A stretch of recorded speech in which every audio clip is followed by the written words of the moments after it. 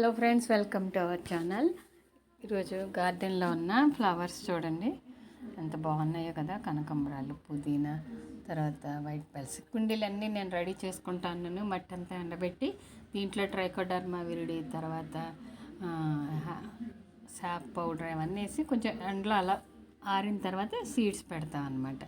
ఆ సీడ్స్ని కూడా మనం శుద్ధి చేసుకోవాలి. ఏదన్నా పసుపు కానీ ట్రైకోడర్మాలో కానీ నానబెట్టుకుని వేసుకుంటే జర్మినేషన్ బాగుంటుంది. ఇవన్నీ హ్యాంగింగ్స్, వాల్ హ్యాంగింగ్స్లో పెట్టుకుని నాచు మొక్కలు లాంటి వీటిని టర్టిల్ ప్లాంట్స్ అంటారు.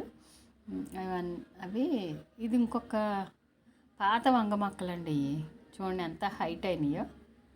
మనం ట్రిమ్ చేసుకుంటే మళ్ళీ చిగుర్లు వచ్చి కాయలు కాస్తూ ఉన్నాయి. ఇది బ్లూ శంకు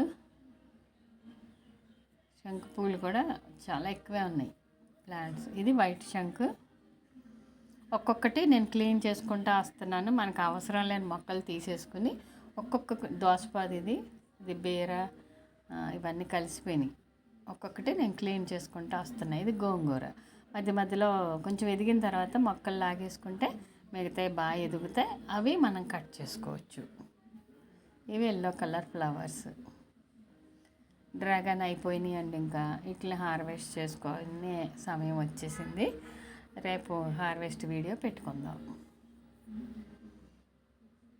ఇదండి రోజు వీడియో. మళ్ళీ ఒక మంచి వీడియోతో కలుసుకుందాం. Thank you for watching.